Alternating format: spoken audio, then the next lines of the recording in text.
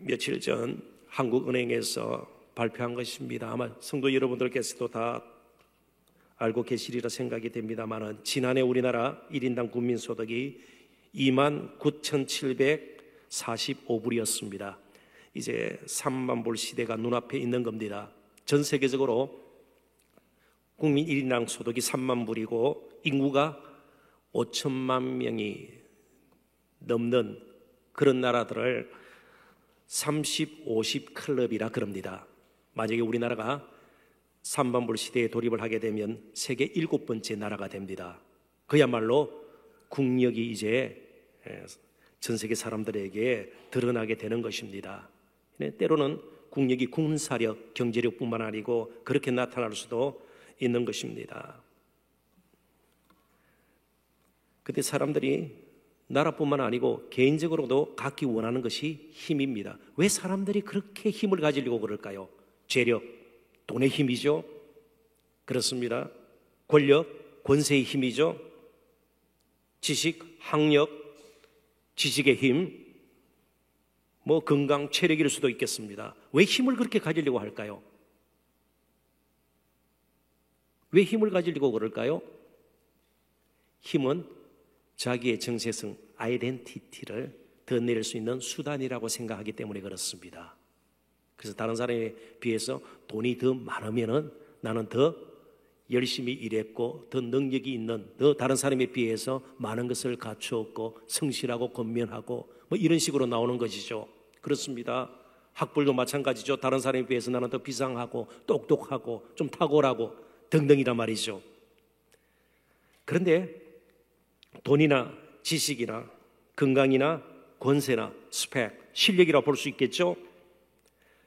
그런데 그것을 진정으로 나의 정체성을 가늠하는 힘으로 삼을 경우 100% 실패합니다.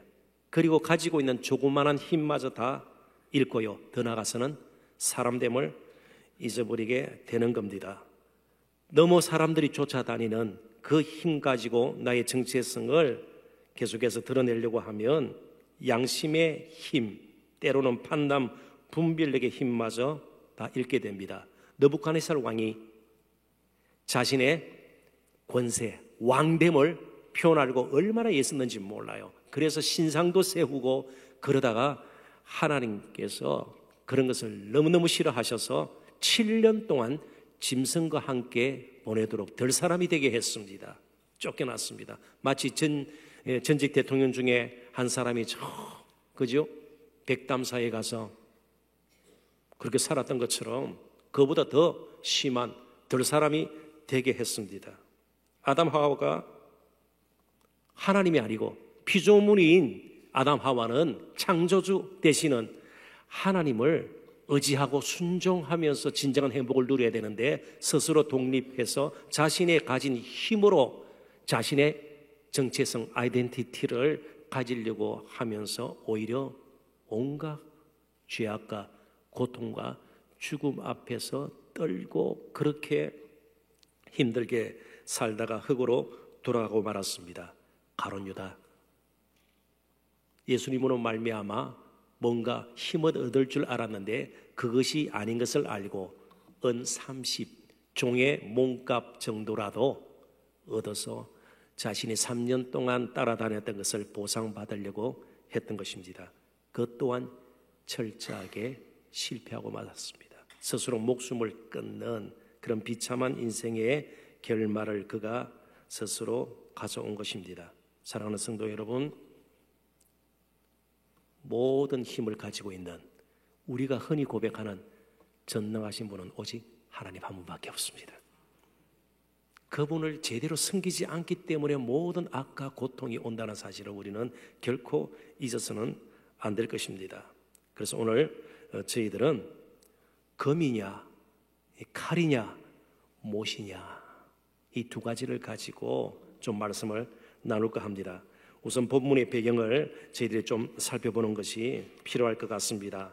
이제 화면을 쭉 보시면서요, 제가 말씀을 읽어드리면서 필요하면 조금 설명을 덧붙이도록 하겠습니다. 마가복음 14장 43절부터 이제 읽어봅니다. 예수께서 말씀하실 때에 곧 12 중에 하나인 유다가 왔는데, 가룟 유다입니다.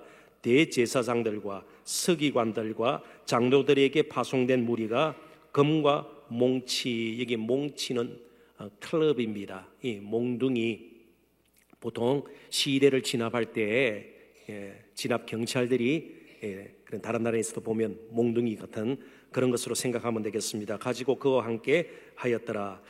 44절, 예수를 파는 자가 이미 그들과 군노를 짜, 시그널, 일종의 자기들끼리 짜맞춘 겁니다. 군노를 짜 이르되 내가 입맞추는 자가 그이니 그를 잡아 단단히 끌어가라 하였는지라. 이에 와서 곧 예수께 나와 라비어 선생님이여 하고 입을 맞추니 그들이 예수께 손을 대어 잡거늘 곁에 서 있는 자 중에 한 사람이 칼을 빼어 대제사장의 종을 쳐 그 길을 떨어뜨리니라. 그런데 재미나는 것은 바로 이 사건을 내 복음서에서는 다 설명을 하고 있는 겁니다. 근데 조금씩 또 설명이 달라요. 그래서 조금 더 찾아보는 것이 좋겠습니다. 요한복음 18장 10절 11절 또 제가 한번 읽어봅니다. 이에 시몬 베드로가 칼을 가졌는데, 그러니까 칼을 가지고 대제사장의 길을 떨어뜨린 사람이 누구예요? 시몬 베드로예요. 그러니까 기질대로 하는 거죠. 평소에 베드로다운 거 아니에요. 칼을 꺼내가지고 그것을 빼어 대제사장의 종을 쳐서 오른편 길을 베어버리니 그 종의 이름은 말고라. 말고라는 종의 길을 쳤습니다. 예수께서 베드로들을 이르시되 칼을 칼집에 고져라. 아버지께서 주신 잔을 내가 마시지 아니하겠느냐 하시니라. 예수님께서 지금 세우는 하나님의 나라는 방식이 다르다는 것을 말씀하고 있습니다. 누가복음 22장 51절까지 또 한번 이거는 읽어보는 것이 좋겠습니다. 예수께서 일러 이르시되 이것까지 참으라 하시고 그 길을 만져 낫게 하시더라. 다른 복음서는 없어요. 누가복음에는요, 예수님께서 기가 떨어졌는데 그 길을 다시 말고의 기에 붙여서 치료하셨습니다. 자, 누가의 원래 직업이 무엇이었을까요? 의사였고 역사가였습니다. 그러니까 누가복음 다른 복음서에 비해서 굉장히 어떤 역사적인 사건들, 일어난 사건들을 상세하게 기록해요. 역사가의 눈으로. 의사이기 때문에 예수님께서 길을 고쳐주신 것을 놓치지 않았습니다. 그 부분을 또 기록을 하고 있는 것이에요. 한 군데만 더 봅니다. 마태복음 26장 52절 53절 제가 또 읽어볼게요. 이에 예수께서 이르시되 내 칼을 도로 칼집에 고서라. 칼을 가지던 자는 칼로 망하느니라. 너는 내가 내 아버지께 구하여 지금 12군단, 군단인 것은 로마의 어떤 군사 단위를 측정하는 그런 단어입니다. 그래서 보통 한 군단은 6,000명 정도로 되어 있습니다. 12군단이니까 6,000 곱하기 12 하면 72,000. 근데 천사를 보내시게 할 수 없는 줄 아느냐? 천사 한두 명도 소돔 고모라 같은 거 완전히 멸망시킬 수 있습니다. 72,000대는 천사가 오면요, 거기는 뭐 탄력 먹고 거기서 뭐 아이고 순위 생각하면서 사기가 떨어지고 뭐 군기가 안 잡히고 이런 게 없어요. 천사들은 인사불란합니다. 부르실 수도 있는데 나도 칼을 쓸 수 있다 그런 뜻이에요. 나에게도 힘이 있다 그런 뜻이에요. 예수님께서 힘이 없나요? 힘이 있다는 겁니다.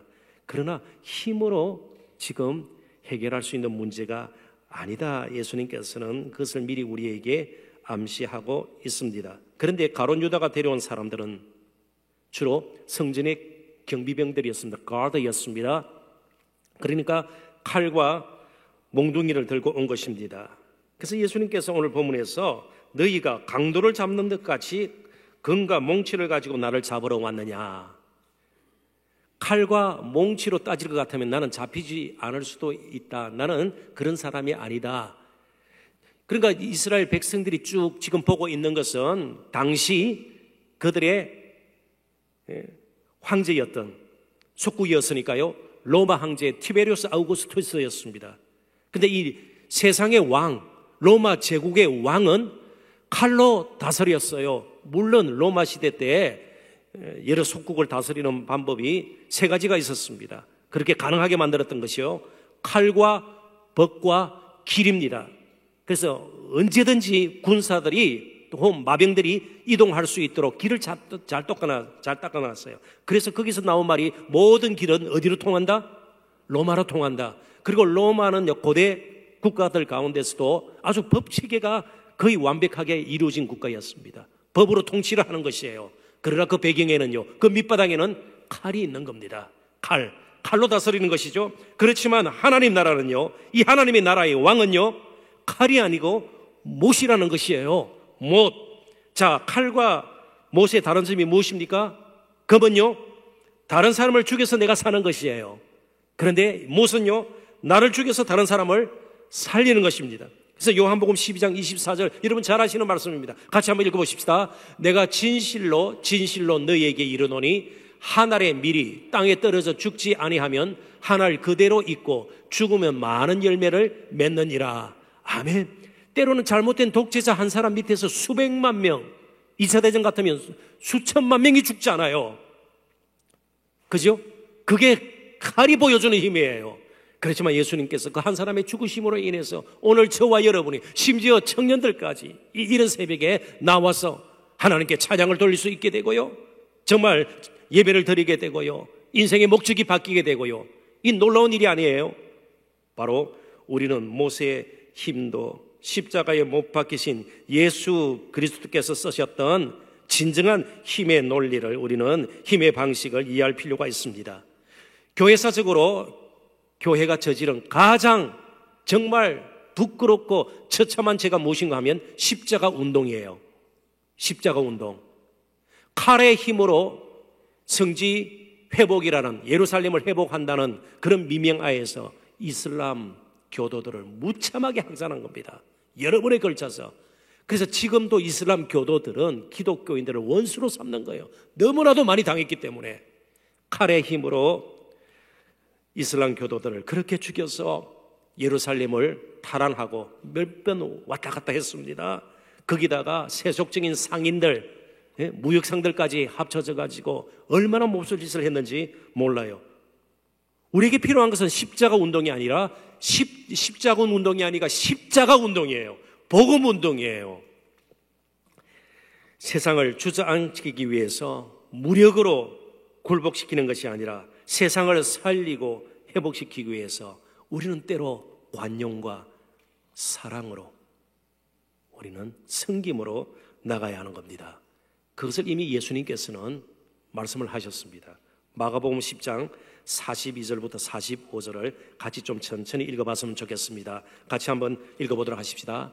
예수께서 불러다가 이르시되 이방인의 집권자들이 그들을 임의로 주관하고 그 고관들이 그들에게 권세를 부리는 줄을 너희가 알거니와 너희 중에는 그렇지 않을지니 너희 중에 누구든지 크고자 하는 자는 너희를 섬기는 자가 되고 너희 중에 누구든지 어뜸이 되고자 하는 자는 모든 사람이 종이 되어야 하리라.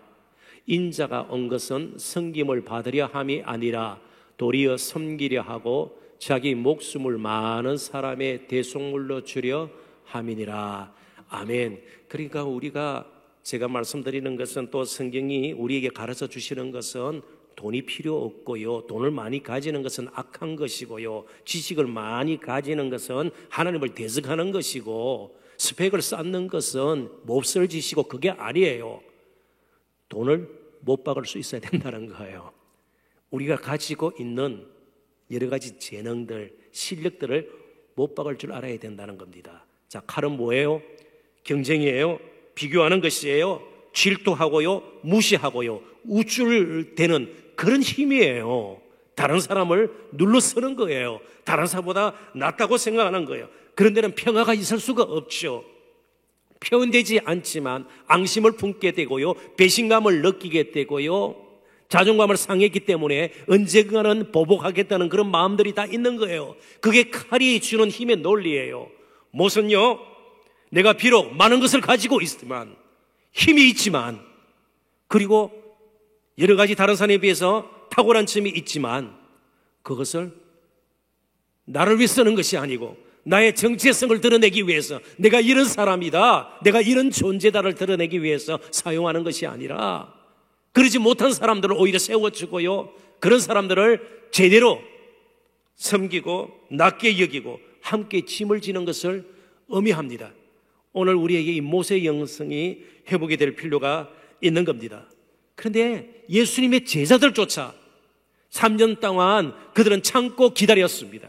예루살렘 들어가서 왕이 되는 것을 기다렸습니다. 그리고 한 자리 차지할 줄 알았습니다. 그런데 점점 모습이 달라지는 겁니다. 가장 가까운 제자들조차 너무나도 연약하고 무능하게 보이는 예수님의 모습에 당황했고요, 결국 그를 부인했고 그의 이름을 그들의 뇌리에서 지우려고 했는지도 몰라요. 그리고 결국은 그 곁을 떠나서 도망을 쳤습니다. 십자가에 못 박힌 왕은 그들이 그리던 왕의 모습이 결코 아니었습니다.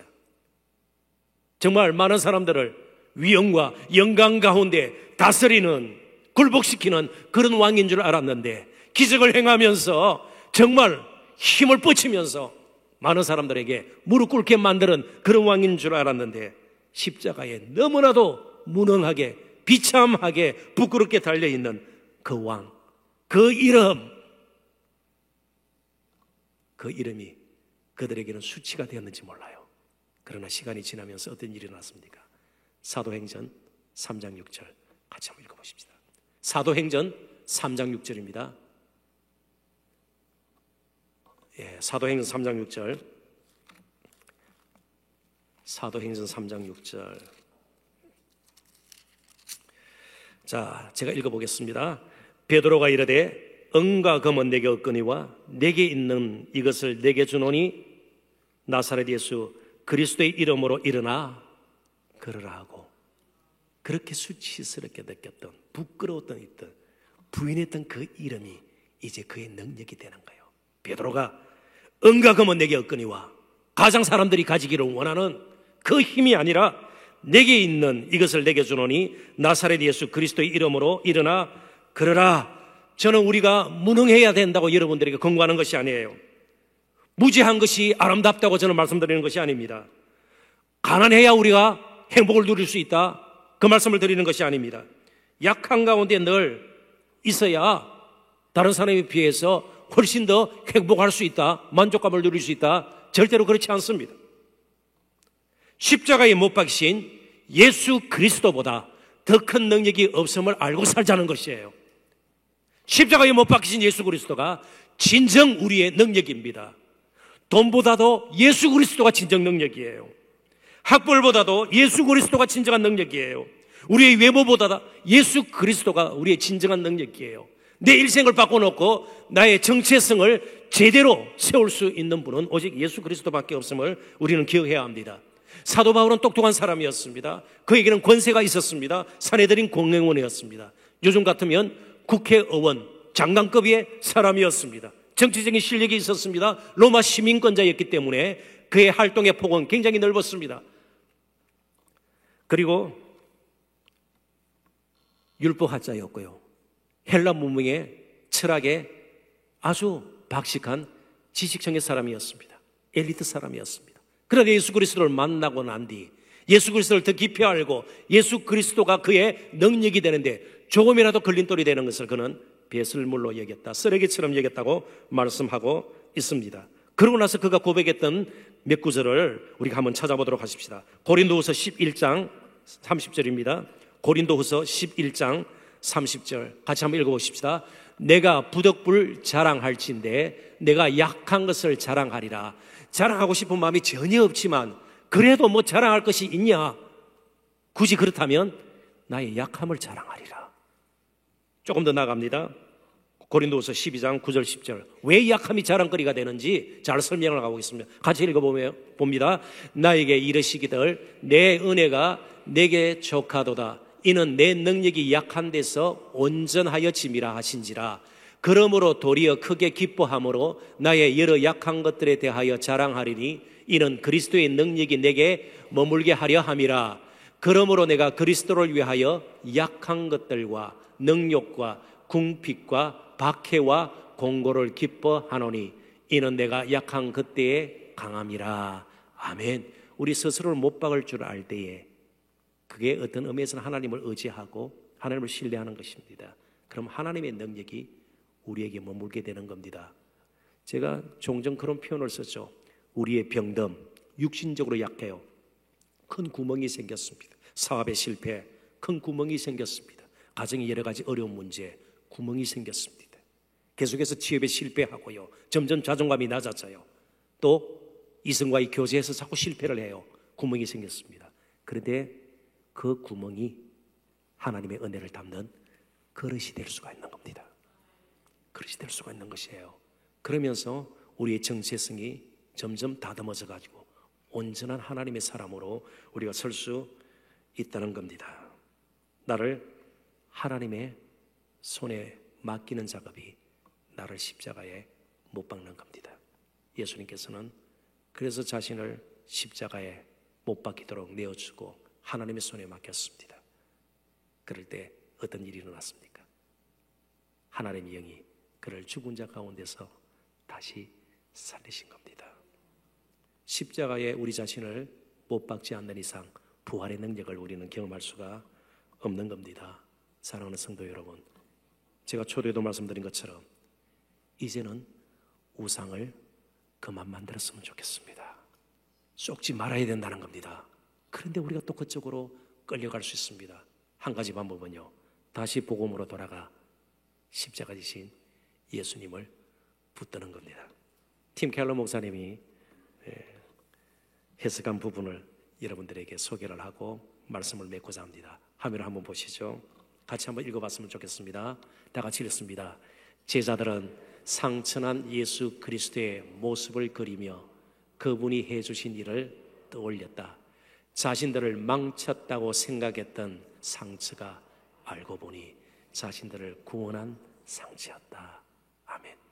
십자가 지신 상천한 예수님, 그처럼 무능하고 무지하게 보이고 비현실적으로 보였던 바로 예수님은 그 누구보다도 제자들을 사랑하신 분이셨습니다. 오늘도 그분이 이 자리 이 시간 함께 하셔서 우리들을 다시 한번 일으켜 세워주시기를 바랍니다. 진정한 우리의 능력이 되고 우리의 소망이 되어서 그 이름을 의지하고 살아가는 우리의 앞길을 날마다 이끌어 주시기를 주님의 이름으로 축원합니다. 이 시간 우리 함께 기도하고 또 개인적으로 기도하고 그냥 자연스럽게 돌아가는 시간을 갖도록 하십시다. 정말 결단하십시다. 우상은 철저하게 우리를 배반하고 속입니다. 계속해서 우리를 억누르려고 그럽니다. 전혀 이 우상은 우리를 사랑하지 않습니다. 우상은 우리를 긍휼히 여기지 않습니다. 책임지지 않습니다. 오직 전능하신 하나님만이 우리의 진정한 능력이시요 우리의 힘이시요 그 안에서 우리는 우리의 정체성을 가지게 되는 겁니다. 이 시간 기도할 때에 하나님, 이제는 우상을 청산하고 하나님만 의지하고 살기를 원합니다. 가장 무능하게 보이고 참으로 연약한 그런 예수님의 십자가 지신 모습, 그것이 가장 이제는 우리의 자랑이 되고 아름다운 모습 되기를 원합니다. 금이 아니라 칼이 아니라 이제는 모세의 영성을 가지고 사는 저희들 되기를 원합니다.